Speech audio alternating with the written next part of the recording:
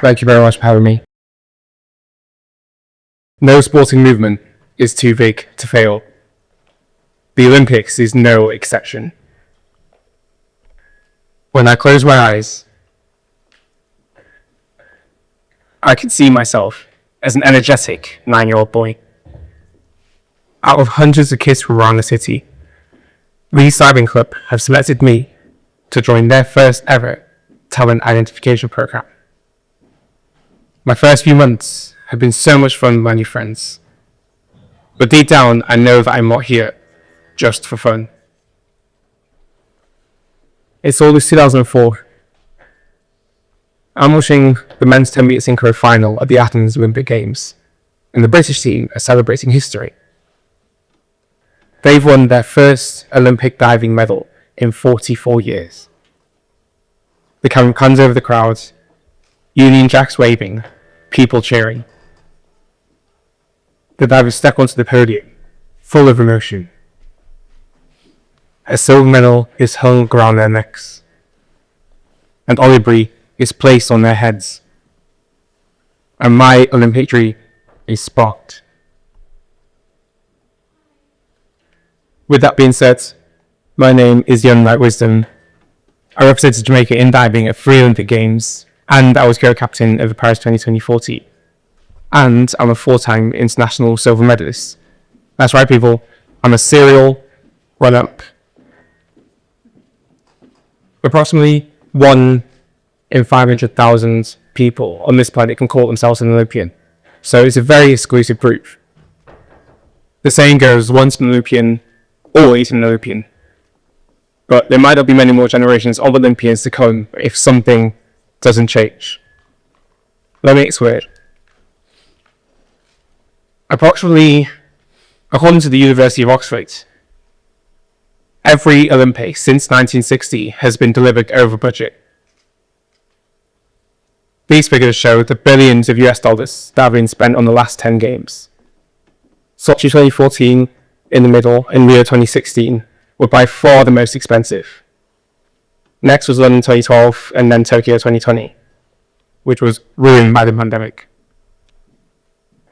Athens 2004 was the most efficient games. They spent $300,000 US per athlete and 10.2 million per event. If you compare that to Sochi, they spent 10.4 million per athlete and almost $300 million per event. Paris 2024 tried to be sustainable, using 95% of venues that were existing or temporary.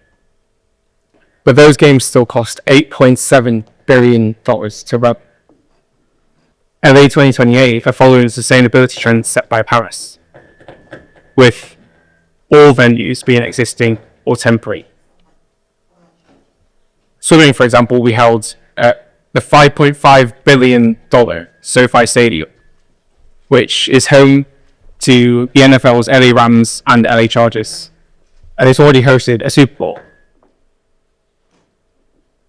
The Super Bowl is the world's biggest 1A sporting event, and it costs about $500 million to produce. It rotates around the league's existing venues, but recently, like SoFi, a number of teams have been building brand new venues with the hope of hosting a future Super Bowl. Still, no matter where it's held, the blueprint of a Super Bowl always remains the same, with a clear legacy plan, a future use of the stadium, and key metrics for local impact. Now imagine that the NFL was run like the Olympics. Every year you'd have a brand new, publicly funded stadium built from scratch, just in time for the Super Bowl. What you'd end up with is a collection of very extravagant, very expensive venues, many of which will sit empty for years. Eventually, public opinion of such events will turn negative because they see no direct benefit of hosting those events. There have already been anti-Olympic protests against Brisbane 2032. And the Queensland government recently, there were rumours that they didn't want to host that event anymore. Rumours which they firmly denied. Instead, they've now decided to spend $3 billion on a brand new athletic stadium and a new aquatic centre. I mean, the venues look lovely, but I hope there's a legacy plan in place for these venues, because it's not always the case. The Bersler Stadium in Beijing, for example, sat mostly unused for 14 years between their summer and winter Olympic Games in 2008 and 2022. Speaking of Beijing, when I close my eyes, I can see myself at 30. I'm at my auntie's house in Valradus. It's the summer of 2008. I'm watching Usain Bolt settle into his blocks for the 100-meter final at the Beijing Olympics. On your marks. Set. Bolt near enough takes flight. He even opens his wings and beats his chest as he soars over the line in a new world record time. The commentator is stunned. I'm bouncing with excitement. I want to be there. But I was never selected to represent Great Britain at the time. I was always not quite good enough. I considered giving up on my Elevate dream until my coach had an idea. What if I stepped out of the British system and represented either my maternal home of Barbados or my paternal home of Jamaica?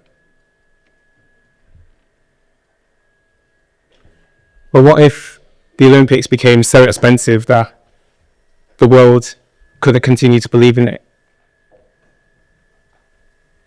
What happens if dreams like mine couldn't even get off the ground? There's nothing as influential as the Olympics at inspiring the next generation. Olympic level diving was not existent in either Barbados or Jamaica. But after lots of internal debate, it was that Usain Bolt moment which turned my attention away from Great Britain, away from Barbados, and to the black, green and gold of Jamaica. To give myself a chance of making the Olympics, I had to take a leap of faith. But it didn't feel as such. I was just following the dreams of my 9-year-old self. I knew that I had to take this chance to forge my own path to the top. So, in 2012, I became a Jamaican citizen. I donned my first tracksuit. Jamaican entrepreneur Levi Roots came on board as my sponsor, and I made my international debut. 4 years later, I won Jamaica's first ever diving medal. This silver, just like the Brits in Athens. And I qualified for the Rio Olympics, becoming the first Jamaican Olympic diver in 44 years. At 21 years old, my dream came true, and it was a magical moment. But I wasn't satisfied.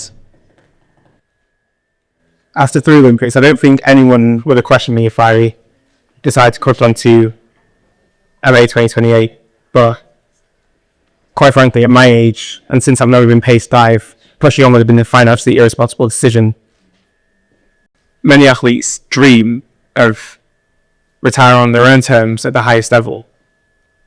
But in reality, it rarely happens, because we are competitive animals.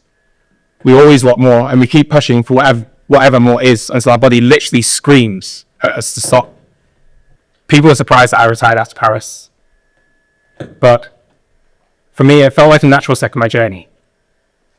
I knew that I had to take this opportunity to retire at the top and then forge a new path. The Olympics never set me up, but pursuing the pinnacle of sport taught me lessons and opened doors that money could never buy. Some of those biggest assets came from the Commonwealth Games. In 1891, the original concept of the Commonwealth Games was first proposed by John Astley Cooper as a sports spread to bring together members of the British Empire. This concept actually inspired Pierre de Coubertin to initiate the modern Olympic movement. The first Commonwealth Games was hosted by Hanover in 1930, and until recently, the Commonwealth Games seemed untouchable. My first was Glasgow 2014, and it was amazing. It taught me about all the unique demands and pressures of a multi-sport event. My last was Birmingham 2022. Unlike the Olympics, it was delivered on budget at £778 million.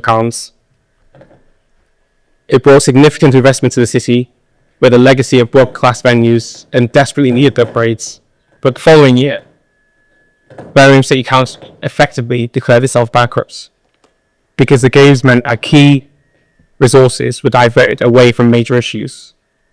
It wasn't a direct link from the Games to the bankruptcy, but despite the unquestionable success of the Commonwealth Games, it must have been difficult for the next hosts to ignore the challenges that Birmingham faced. 15 months after agreeing to host the 2026 Commonwealth Games, Victoria withdrew as the budget ballooned from 2.6 billion Australian dollars to 6.7 billion. Did Birmingham influence their decision to withdraw? Who knows? But they chose to listen to the overwhelmingly negative public opinion. The Commonwealth Games Federation have taken their difficult moment with humility and are planning to remodel to ensure that the Games can continue beyond 2026. The University of Oxford believe that if costs can't be controlled, the Olympics will become financially unviable. There's no better time to advance this conversation because the International Olympic Committee must be bold and they must remodel or reform to ensure that the Games continue. In 2035, the first female and first African person in history was appointed to serve as IOC President. Congratulations, Kirsty Commentary. But it will take another huge leap of faith to protect the future of Pierre de Coubertin's movement and avoid the same fate as the Commonwealth Games. Now, I don't have all the answers. I just want to initiate conversation. But for me, the best solution would be to rotate around international, Olympic, regional, continental Olympic hubs, almost like in the annual tennis tours. Less than 2 weeks before Rio 2016, 19 of the 31 competition bodies hadn't passed the Borsali check. I actually got stuck in an elevator in the Olympic Village. That's a true story. Also, dragging through the poverty-stricken areas of Rio to the glitzy, glamorous Olympic venues made me feel uncomfortable. But I'll never forget the feeling of my first ever Olympic dive. The COVID pandemic and the restrictions that caused created a lot of uncertainty. My experience of downtown Tokyo was literally a beautiful city skyline from my room in the village. The circumstances couldn't have been worse for athletes and organisers.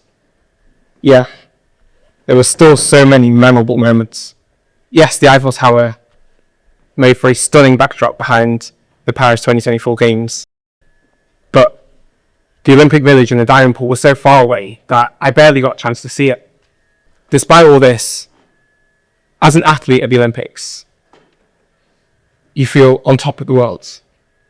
You're living among superstars. I mean, Snoop Dogg of all people was literally the face of Paris 2024. You're part of something iconic.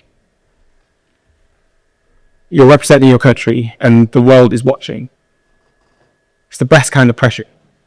Stick to you. From Rio to Tokyo to Paris, that feeling depaged me. That's why I always wanted more. Even athletes earning millions of pounds or dollars in professional sport put the prestige of the Olympics on its rightful pedestal. For athletes in sports like diving, where the Olympics is the absolute peak, the dream of making it helps us get out of bed. It dictates our daily life. It brings us joy, even if our bank balance doesn't reflect our commitment. The knowledge that the Olympics will be there for us every 4 years is our comfort blanket.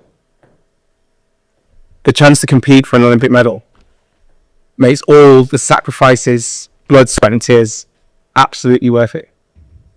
Oh, and I got to meet my idol. I know that the ambitious, energetic young boy watching Athens 2004 would be so proud to see what he went on to achieve. I also think he'd be pretty impressed to see himself still on a TEDx stage, considering how much he hated doing presentations at school. I think he'd say thank you for following my dreams. Without the Olympics, I don't know what I'd be doing. But I can't imagine anything that would have made my life so far as thrilling or fulfill it. Without the Olympics, sport will not be the same. Thank you.